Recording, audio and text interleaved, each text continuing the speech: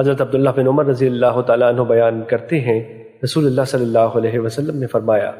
جس نے کسی معاہد یعنی ذمی کو قتل کیا تو وہ جنت کی خوشبو بھی نہیں پائے گا، حالانکہ اس کی خوشبو 40 سال کی مسافت سے محسوس کی جائے گی۔ مشکات المصابیح حدیث نمبر 3452۔ حضرت ابو ہریرہ رضی اللہ تعالیٰ عنہ بیان کرتے ہیں، رسول اللہ صلی اللہ علیہ وسلم نے فرمایا، جس شخص نے اپنے آپ کو پہاڑ سے گرا کر مار لیا تو وہ جہنم میں گرتا رہے گا اور اس میں ہمیشہ ہمیشہ رہے گا،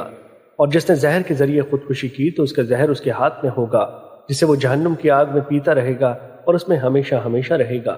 اور جس نے لوہے کے کسی آلے کے ذریعے خودکشی کی تو اس کا ہتھیار اس کے ہاتھ میں ہوگا، اور وہ جہنم کی آگ میں اسے اپنے پیٹ میں گھونپتا رہے گا اور وہ اس میں ہمیشہ ہمیشہ رہے گا۔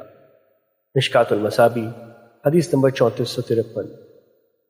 حضرت ابو ہریرہ رضی اللہ تعالیٰ عنہ بیان کرتے ہیں، رسول اللہ صلی اللہ علیہ وسلم نے فرمایا،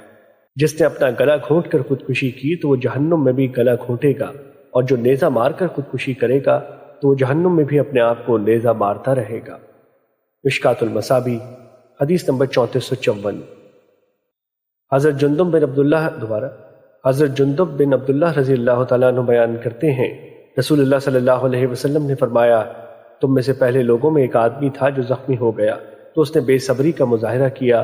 اس نے چھری پکڑی اور اپنا زخمی ہاتھ کاٹ ڈالا، اس کا خون بہتا حتیٰ کہ وہ فوت ہو گیا۔ اللہ تعالیٰ نے فرمایا، میرے بندے نے خود کو قتل کرنے میں مجھ سے جلدی کی، اس لیے میں نے اس پر جنت حرام کر دی۔ مشکات المصابیح حدیث نمبر 3455۔